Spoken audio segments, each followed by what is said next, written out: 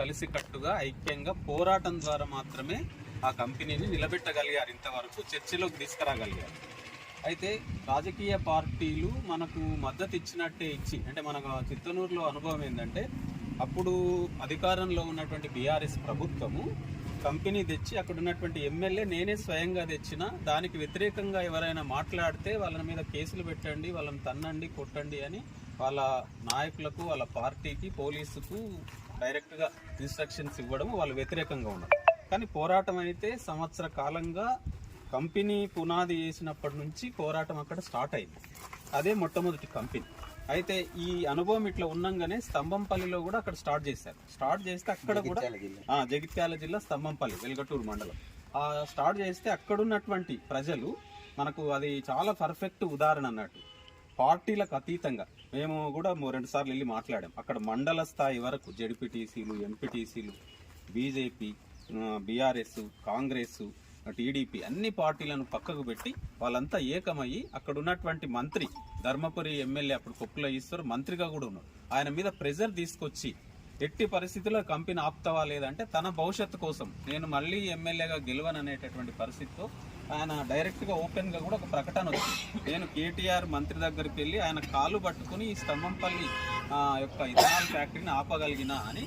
అంటే రెండు, ఇక్కడనేమో చిత్తనూరులో డైరెక్ట్గా ఆ ప్రభుత్వము సీరియస్గా అమలు చేసింది, మరొక వైపు అక్కడ ప్రజల యొక్క పోరాటము, ఐక్యత, తర్వాత ప్రెజర్ వల్ల ఏమైంది, అక్కడ ఉన్నటువంటి రాజకీయ పార్టీల యొక్క అతీతంగా పోరాటం వల్ల ఆ ప్రభుత్వం మీద ఒక ఒత్తిడి పడి ఆ కంపెనీ ఆగిపోయింది, తాత్కాలికంగా ఆగిపోయింది. పొన్నం ప్రభాకర్ అప్పుడు తిరుపతిలో చైర్మన్గా ఉన్నాడు, రైతుకు సంబంధించిన కేంద్రం.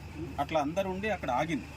తర్వాత ఇప్పుడు ఈ చిత్తనూరులో ఇప్పుడు అధికారంలో ఉన్నటువంటి ప్రభుత్వము లేదా కాంగ్రెస్ పార్టీ, ఇప్పుడు వాకిటి శ్రీహరి గారు మంత్రిగా మారారు. అప్పుడు ఆయన కాంగ్రెస్, నారాయణపేట కాంగ్రెస్ ప్రెసిడెంట్, జిల్లా ప్రెసిడెంట్, తర్వాత మహబూబ్నగర్ జిల్లా ప్రెసిడెంట్ మధుసూదన్ రెడ్డి, తర్వాత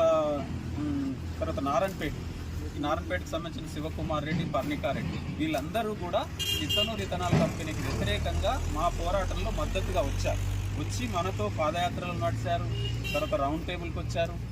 స్వయంగా వాకిట్ శ్రీహరి గారు మాట్లాడినటువంటి వీడియోలు ఉన్నాయి, మనతో ఫోటోలు కూడా ఉన్నాయి. మరకెల్లో జరిగినటువంటి ధర్నాలో, ఒక 4-5 వేల మందితో జరిగినటువంటి ధర్నాలో మధుసూదన్ రెడ్డి పాల్గొన్నాడు.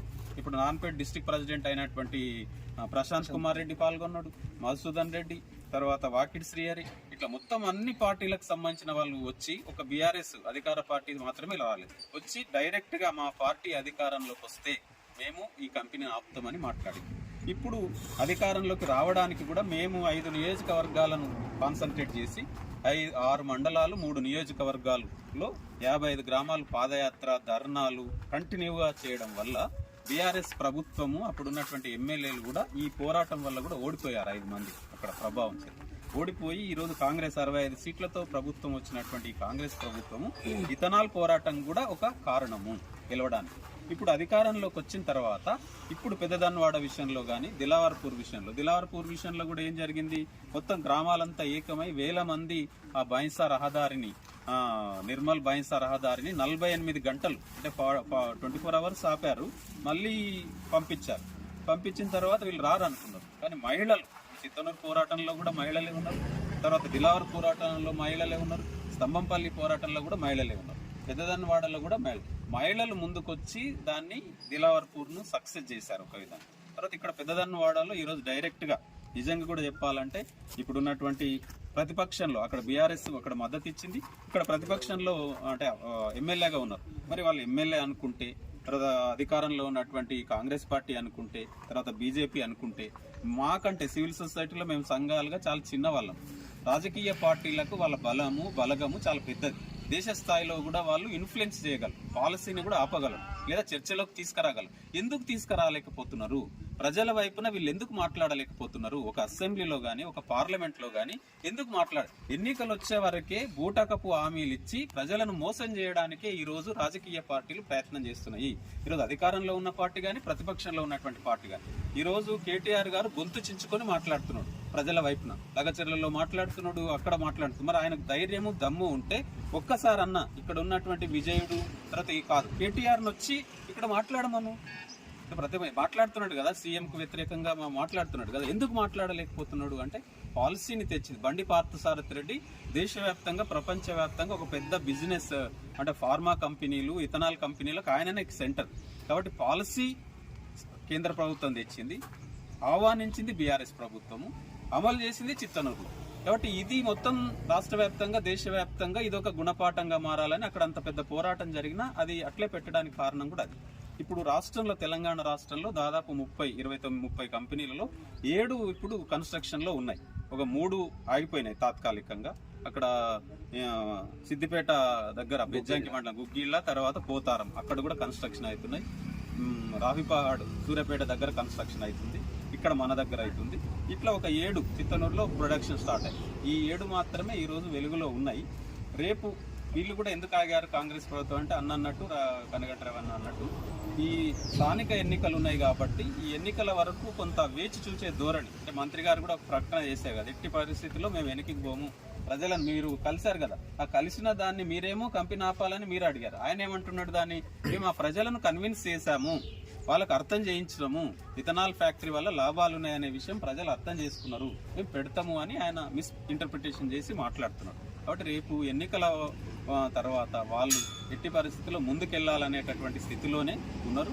కాబట్టి వాళ్ళు పోలీసును లేదా మొత్తం నిర్బంధాన్ని రకరకాలుగా ప్రయోగించి ఈ నిర్బంధం ద్వారా కూడా ఏంటంటే ప్రజలను చీల్చడానికి, భయపెట్టడానికి, కొంతమందిని విడదీయడానికి ఒక ఉదాహరణగా తీసుకుంటున్నారు. చిత్తనూరులో ఇప్పుడు ఒక భయాందోళన క్రియేట్ చేయడం ద్వారా వాస్తవంగా అక్కడ శాంతియుతంగా జరిగింది, ఎక్కడ కూడా లా అండ్ ఆర్డర్ సమస్యను సృష్టించలేదు. ప్రజలు చాలా స్మూత్గా జరిగింది. వాళ్ళే మళ్ళీ రెచ్చగొట్టి, వాళ్ళే లాఠీ చార్జ్ చేసి, వాళ్ళే ఇది చేసి ఉల్టా ప్రజలను రెచ్చగొట్టి అది ఒక పెద్ద సంఘటనగా మారింది. సో సరే, మొత్తంగా ఏంటంటే దేశంలో, మన రాష్ట్రంలో ఒక సంఘటిత పోరాటం ఇథనాల్కు వ్యతిరేకంగా జరిగింది. ఆ జరగడంలో ప్రజలు చాలా క్రియాశీలకంగా నిలబడ్డరు. పోరాటం ద్వారా మాత్రమే వీటిని సక్సెస్ చేసుకోగలుగుతాం అనేది మన అనుభవం చెప్పింది.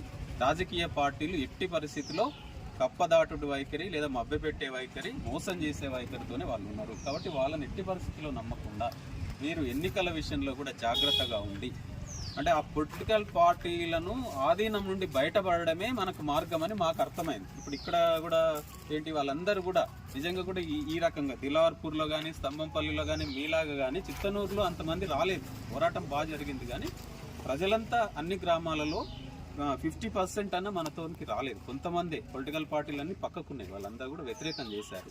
కాబట్టి అక్కడున్న అనుభవంతో మనం ఏంటంటే పొలిటికల్ పార్టీల యొక్క నాయకులను, పార్టీల యొక్క కప్పదాటుడు, మోసపూరిత వైఖరిని నమ్మకుండా మన కాళ్ళ మీద మనం నిలబడి, మనమంతా ఐక్యంగా ఉండి, మనం దాన్ని ఎట్టి పరిస్థితుల్లో ఏ చిన్న సిచ్యువేషన్ అయినా కూడా ఇథనాల్ కంపెనీకి వ్యతిరేకంగా మనం ఉపయోగించుకోకపోతే మన ఫ్యూచర్ అంటే పిల్లల భవిష్యత్తు, తర్వాత మన చేతిలో భూములు ఉన్నాయి. ఇప్పుడు ఈ భూములన్నీ పెట్టుబడిదారుల చేతిలోకి పోతాయి. రకరకాలు మనకు వ్యవసాయం కానీ, తిండి కానీ, ఆహారం కానీ, ఇవన్నీ పొల్యూషన్ కానీ, డైరెక్ట్గా క్యాన్సర్గా అవన్నీ మనం చాలా సాహిత్యం వచ్చింది దీని ద్వారా. కాబట్టి మీరందరూ కూడా ఈ స్థానిక సంస్థల ఎన్నికల్లో కొంత జాగరూకతో ఉండి మీరందరూ కలిసికట్టుగా పెద్ద మనుషులు, యువకులు, తర్వాత మహిళలను ముందు పెట్టి ఈ పోరాటాన్ని ముందుకు తీసుకుపోతేనే మనం సక్సెస్ అవుతామని ఈ విషయంలో మేము చిత్తనూరు ఇథనాల్ కంపెనీ వ్యతిరేక పోరాట కమిటీగా కానీ, టీపీ జాక్ కానీ అన్ని ప్రజా సంఘాలు, అక్కడ ఉన్న ఇంటలెక్చువల్స్ అంతా కూడా మీకు సంఘీభావంగా మద్దతుగా మా సహకారం మీకు తప్పకుండా ఉంటుంది. మీరు ఇప్పటికే చాలా మంచి స్ట్రగుల్ చేస్తున్నారు. మీ అందరికీ కూడా పేరు పేరున కుల అసమానతల నిర్మూలన పోరాట సమితి